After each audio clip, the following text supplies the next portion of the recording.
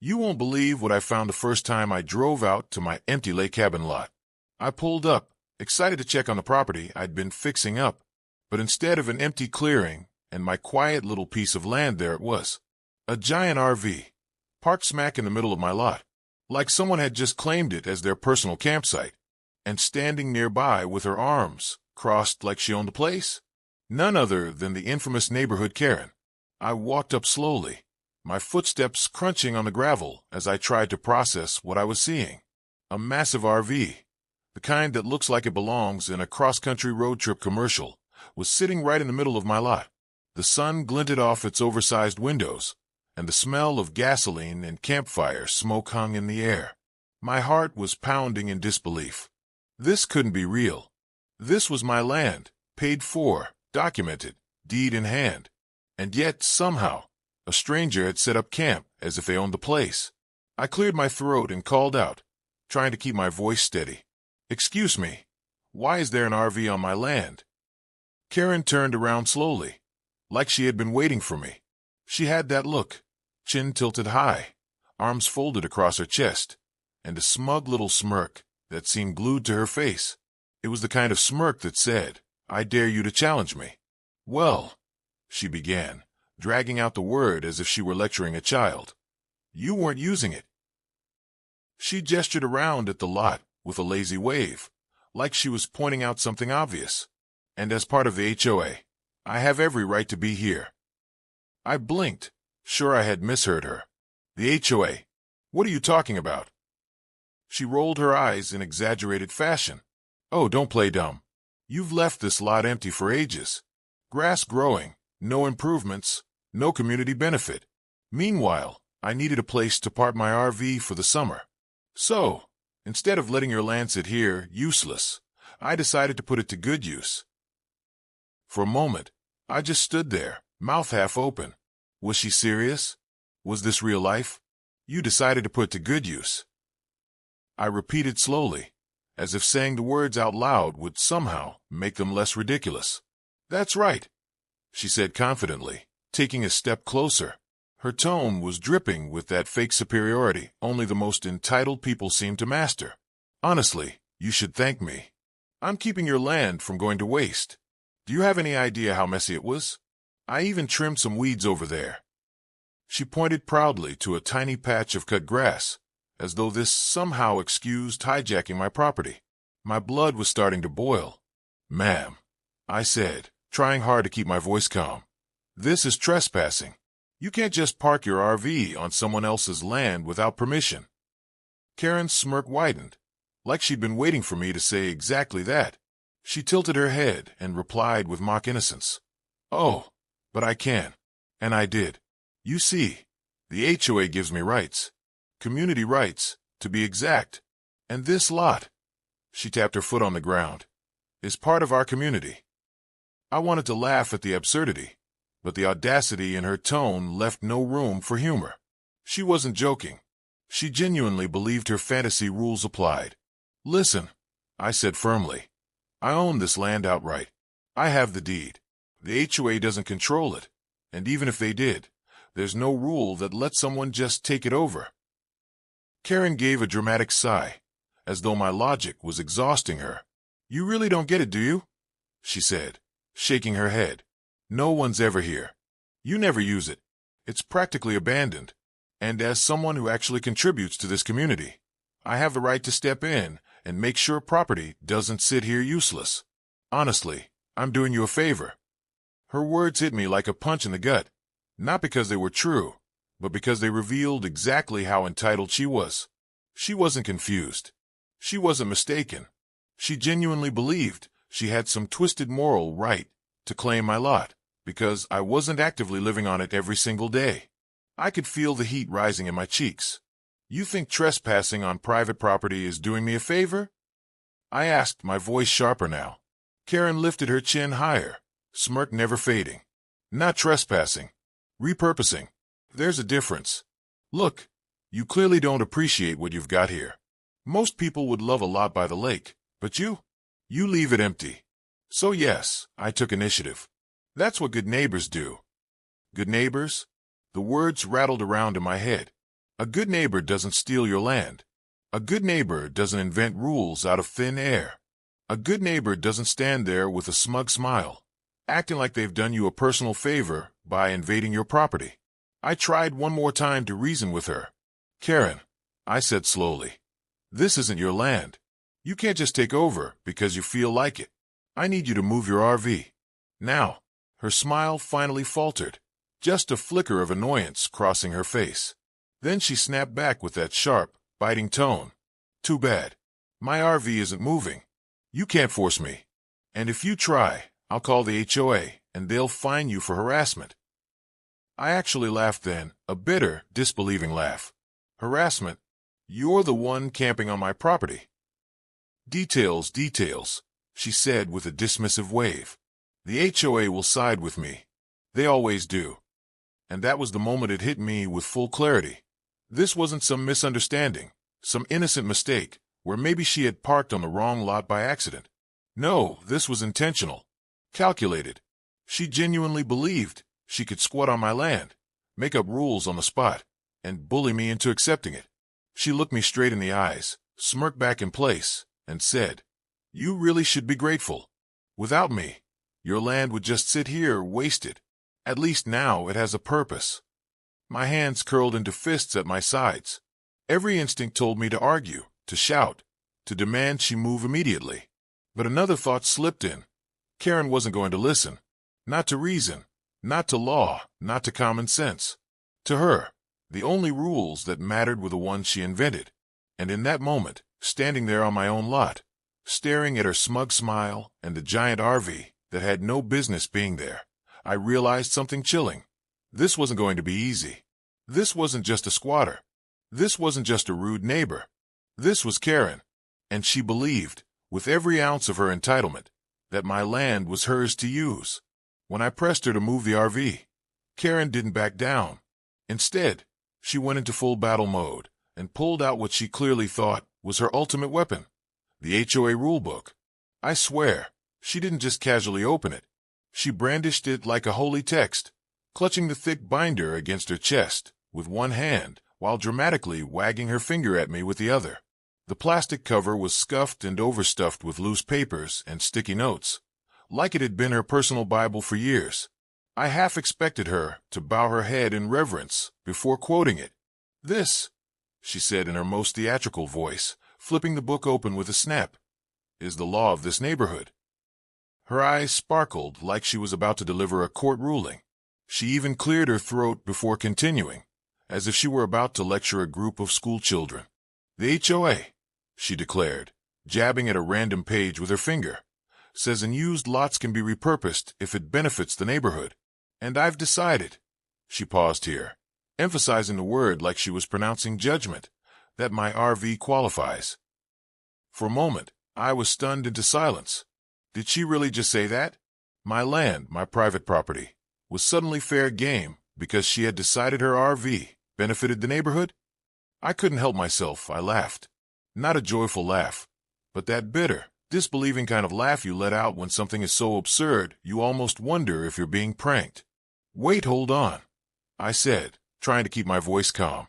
You're telling me the HOA has the power to take over private land if you think it's beneficial? Karen raised her chin higher, smirk firmly locked in place. Not just me, she corrected, tapping the open page. Any member of the HOA. We are the guardians of this community. And if a property owner isn't making proper use of their lot, we have the right to step in. She said it with such conviction that if I hadn't been holding my deed at home, I might have second-guessed myself. But I knew the truth. And the truth was this: my property wasn't even under HOA jurisdiction. I had deliberately bought a lot that was outside of their control, specifically to avoid nonsense like this. I took a deep breath and replied, Karen, my land isn't part of the HOA. You don't have any authority here. But instead of backing off, she doubled down. She flipped another page of the rulebook and stabbed at it with her perfectly manicured nail. It says right here, unused land that poses a threat to community value may be utilized by HOA members. Your land was messy, overgrown. It was an eyesore. I glanced around at the perfectly normal patch of grass and trees. Sure, it wasn't a manicured golf course lawn, but it was far from an eyesore. It was just nature. That's ridiculous, I said. Even if the HOA had rules like that, they wouldn't apply here. This isn't your land. Her face hardened, and she snapped the binder shut with a loud thwack that made me flinch. She tucked it under her arm and leaned in closer, lowering her voice to that sharp whisper people use when they're pretending to be reasonable but are really just trying to intimidate you. Listen, she said, eyes narrowing. You can argue all you want, but I know how this works. I've been on the HOA board for years. People respect me. They listen to me. And when I say this RV stays, it stays. It was like talking to a brick wall. Logic didn't matter. Property rights didn't matter. The only thing that mattered to Karen was her belief that she was the authority, the rulemaker, the final word. I shook my head slowly, trying to keep from snapping. Karen, you can't just. She cut me off, raising her voice so loud it echoed across the lot. Yes, I can. The HOA gives me the right. I don't care what papers you think you have. The community has spoken, and this lot is better off with me using it. Of course, there was no community. There was no vote. There was no one else standing with her. Just Karen, her oversized RV, and her self-invented rules. But she barked those words with so much force, like if she said them loudly enough, they would magically become true. That's when it hit me. This was classic Karen logic. I'd seen it before in smaller doses, but never this extreme. The pattern was clear. Step 1. Make up a rule on the spot. Step 2. Declare it with absolute confidence. Step 3. Wag the rulebook, or anything official-looking, so loudly and dramatically that people assume it must be real. It didn't matter if the rule existed. It didn't matter if it made sense. The goal was to overwhelm, to intimidate, to perform authority until people gave in. And I'll admit, for a split second, it almost worked. There was something about her tone, the binder in her hand, the certainty in her eyes, that made me doubt myself. She carried herself like a judge handing down a sentence, like she had the weight of the law behind her. But then reality snapped me back. I knew the HOA had no say here. I knew no rule allowed random squatters to seize private property. And I knew she was bluffing. Still, she wasn't done. She flipped the binder open again and started rattling off sections as though they were legal codes. Article 12, Section 4. Property must contribute to the overall value of the neighborhood. Article 15, Section 2. Lots may not remain neglected or unused. Article 16, Section 8. Repurposing is permitted if it benefits the community. I stared at the page she was pointing to. It was filled with highlighted text, underlines, and handwritten notes in the margins. But the words she was quoting, they weren't there. She was paraphrasing, twisting vague lines into something entirely different. Karen, I said flatly, you're just making this up. Her eyes flashed with offense, as though I'd insulted her honor. Excuse me, I know this book backwards and forwards. I've spent years enforcing these rules. You think you can just dismiss me? I crossed my arms. Yes, because none of that applies here. My land isn't in your HOA, and even if it was, you're twisting those words to fit your narrative. Nothing in there says you can park your RV on private property without permission. She snapped the book shut again, cheeks flushing red. For the first time, her confident smirk cracked just slightly. But then she recovered, puffed out her chest, and delivered her final line with all the arrogance she could muster. Maybe it doesn't say it word for word, but it's implied. And around here, why say goes. And there it was, the pure, unfiltered essence of Karen logic. Not the law, not the rules, not even the HOA she claimed to represent. Just her interpretation, her decisions, her made-up authority. It was next-level nonsense.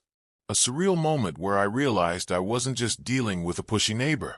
I was dealing with someone who genuinely believed she could bend reality to fit her entitlement, as long as she held a rulebook in her hands and shouted loud enough.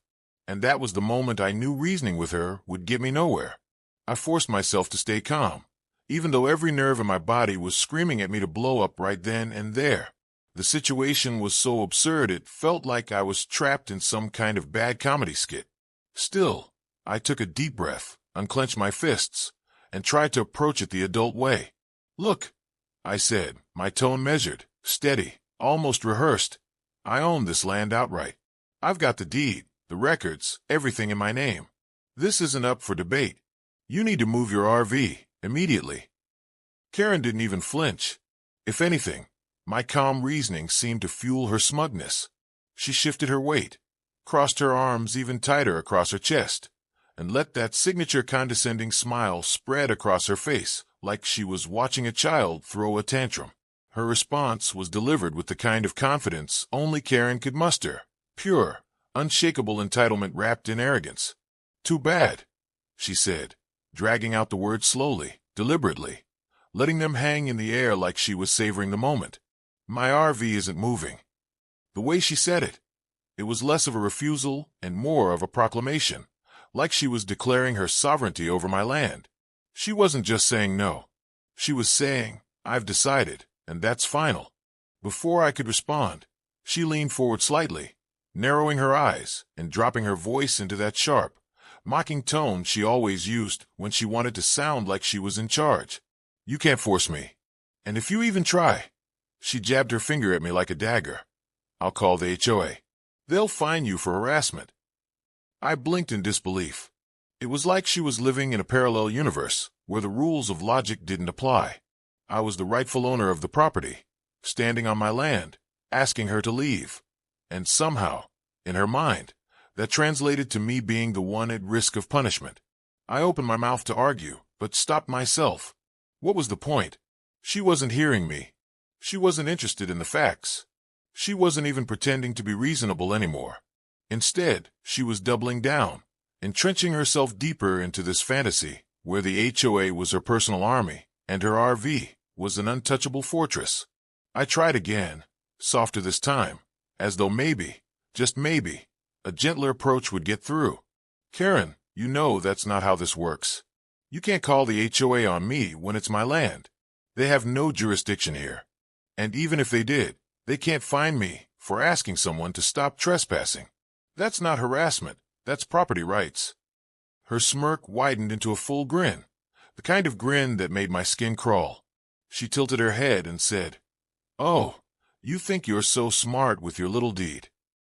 But I've been on the HOA board for years. I know the rules better than anyone. You don't scare me." I could feel the frustration bubbling in my chest. My jaw clenched so tight it hurt, and my heartbeat was hammering against my ribs. But outwardly, I forced myself to stay composed. "Karen," I said, slow and deliberate, "this is trespassing. Plain and simple. You need to move your RV." She scoffed, like I just told her the earth was round. "Trespassing? Don't be dramatic. This is community property. Nobody wants your empty, ugly lot sitting here dragging down home values. I'm improving it." She gestured to the RV, like it was some kind of gift she'd bestowed on me. "You should be thanking me, not threatening me." Threatening? The word echoed in my head. I hadn't threatened her once. All I had done was state the facts. The land was mine. She was trespassing, and the RV needed to move. But in Karen's world, facts became threats, logic became harassment, and ownership became irrelevant if it didn't align with her personal agenda. I realized then that we were speaking two entirely different languages. No amount of calm explanation, no presentation of deeds or property lines, was going to sway her. She had planted her flag literally, in the form of a 30-foot RV, and in her mind, that made it hers. Her stance, arms folded like a barricade across her chest, told me everything I needed to know. She wasn't budging. Not physically. Not mentally. Not even if the actual HOA president marched down here and told her to leave. I studied her for a moment, taking in every detail, the defiant set of her jaw, the stubborn glint in her eyes, the way she tapped her foot, like she was daring me to challenge her. This wasn't just confidence. This was absolute certainty, the kind of certainty that can't be reasoned with. It reminded me of someone arguing with a brick wall. You can yell, you can plead, you can even punch it if you want, but at the end of the day, it's still just a wall, unmovable, indifferent, cold. That was Karen, my human brick wall. I took another deep breath, forcing myself not to explode. So that's it, huh? You're not going to move. You're going to stay here on my land with your RV and pretend like the HOA gives you the right. Exactly, she said proudly, her chin lifting in triumph. Finally, you're starting to get it. The arrogance in her tone made my stomach twist. She actually thought she'd won. She thought she had broken me down to the point of acceptance, that I was finally understanding the so-called rules she had fabricated on the spot. And that's when it hit me. This wasn't a negotiation.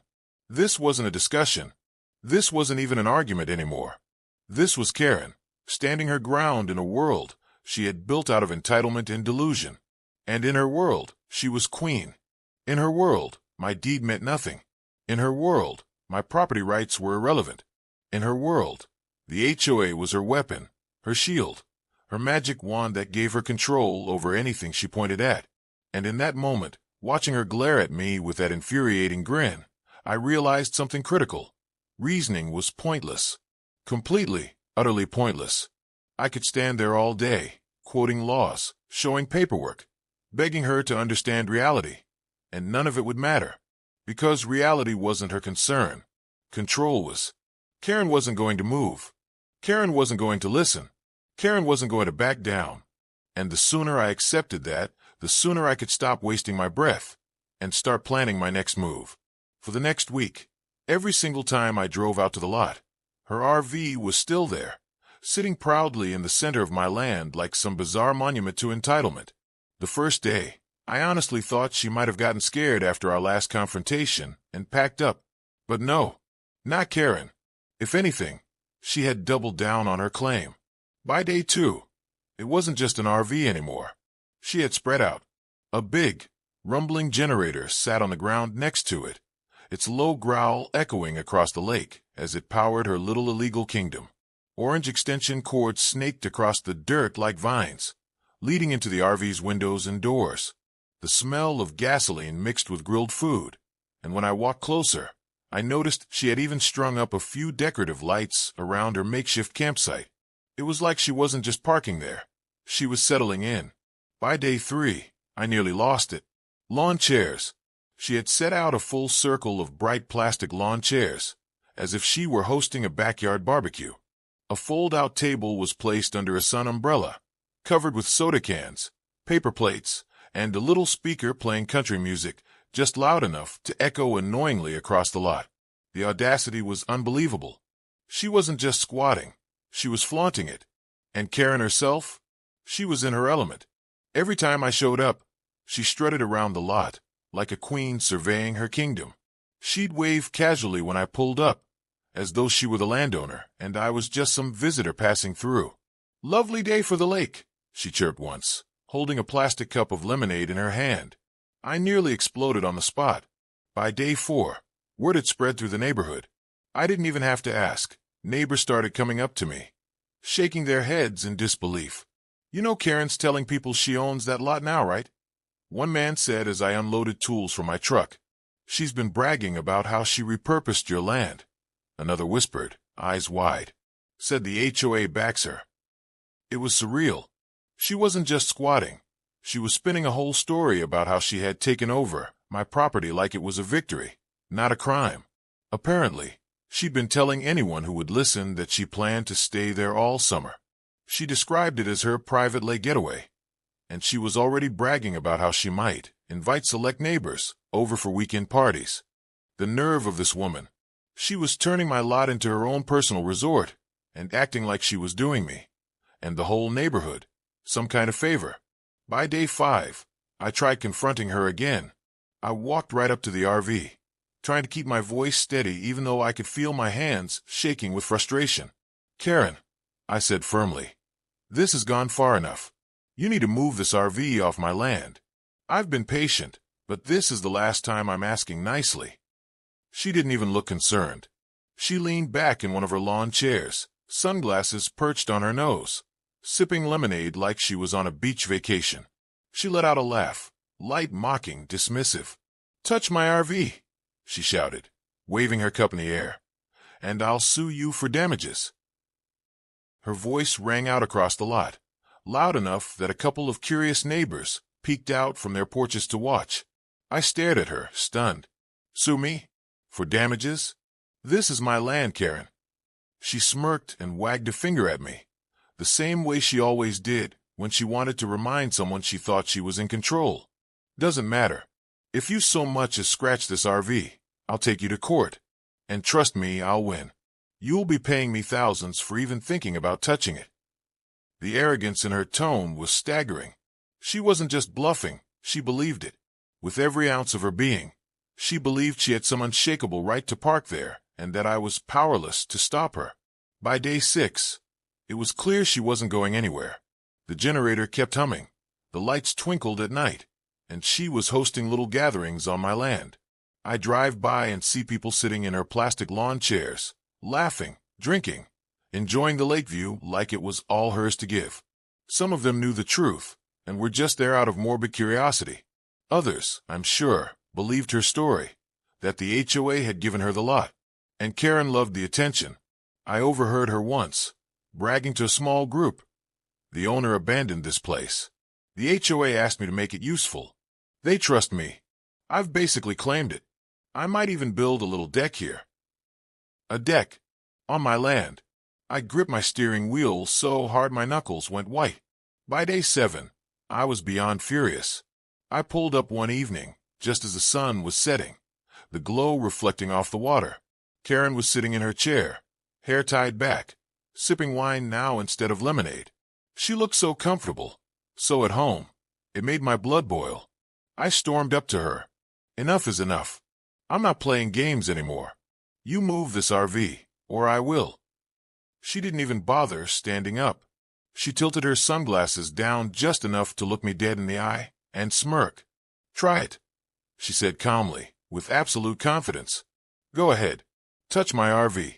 And the moment you do, I'll own you in court. You'll regret ever crossing me. I stared at her, speechless. The entitlement was off the charts. She had twisted reality so badly in her head that she believed she was the one in control, that she held all the power, that the actual property owner was somehow the trespasser. And that's when something inside me shifted. If Karen wanted to play games, fine. I was ready. I wasn't going to waste another breath arguing with her. Reasoning was useless. Logic was useless. Warnings were useless. She'd made it clear she wasn't going to budge. Not today. Not tomorrow, not ever. But what Karen didn't realize was that I had something stronger than her RV. Stronger than her fake HOA rules. Stronger than her empty threats of lawsuits. I had the law. And I had patience. And when the time came, she would learn, painfully, that no amount of smugness or finger-wagging could protect her from reality. When I finally had enough of Karen's circus act, I did what I should have done days earlier. I contacted the sheriff's department. I still remember the call. The dispatcher's voice was calm and professional as I explained. Someone has parked their RV on my property and refuses to leave. There was a pause on the other end, and then the inevitable question. Are you sure it's your land, sir? The disbelief in their tone was obvious. And honestly, I couldn't even blame them. Who in their right mind would be bold or insane enough to park a full RV on someone else's lot and claim it? To an outsider, it probably sounded like I was exaggerating, like maybe it was a family member overstaying their welcome or a neighbor accidentally crossing a property line. But no, this was Karen. This was deliberate. I exhaled slowly, gripping the phone tighter. Yes, I'm sure. I have the deed. I can show you the property records, the survey lines, everything. It's mine. She's trespassing. That seemed to shift things. Within an hour, I was standing outside the county records office, paperwork in hand. Deed, map, survey. Every proof you could possibly need to show beyond a shadow of a doubt who owned the land. When the deputy looked over the documents, his eyebrows shot straight up. Yep, he muttered, nodding slowly as he flipped through the papers. That's airtight. That's your lot. All right, let's go pay this lady a visit. Relief washed over me, but also a little nervous energy. It's one thing to confront Karen myself. It's another to bring law enforcement into the picture. I half expected her to faint, cry, or maybe even escalate things beyond reason. But one way or another, today was the day the circus ended. We drove out to the lot together, the sheriff's cruiser pulling up behind my truck, lights flashing just enough to let Karen know this wasn't a friendly chat. I swear, it felt like a scene out of a reality TV show. Karen was there, of course, lounging in one of her plastic lawn chairs like a queen on her throne, sipping what looked like sweet tea from a mason jar. The generator was humming. Her string lights twinkled even in the daylight, and the RV sat like a massive white beast dominating my land. The deputies stepped out, hands resting calmly on their belts. One of them, a tall man with a stern face, called out, "Ma'am, good afternoon. We need to have a word." Karen looked up lazily, squinting behind her oversized sunglasses. She didn't even flinch.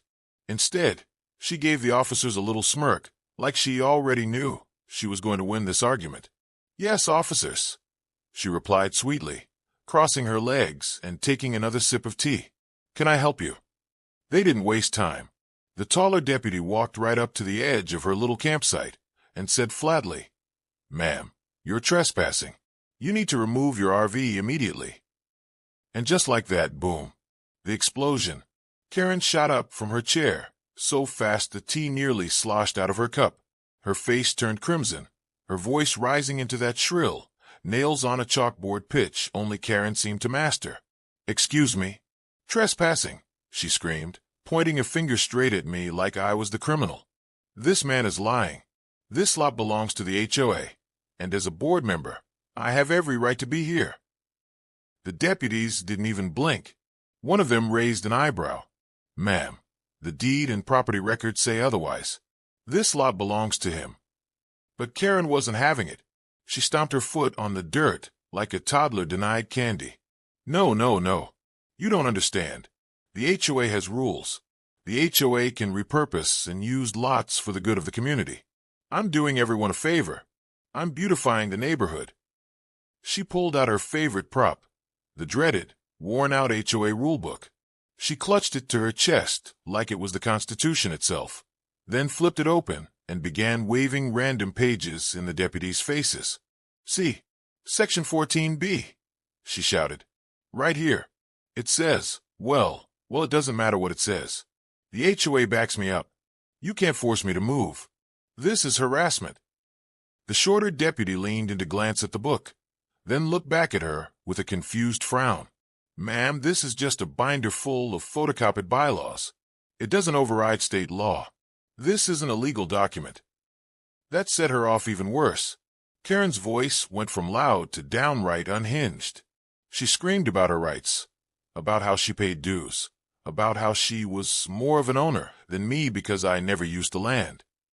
She accused the deputies of targeting her, of playing favorites, of being in his pocket, as she jabbed her finger in my direction.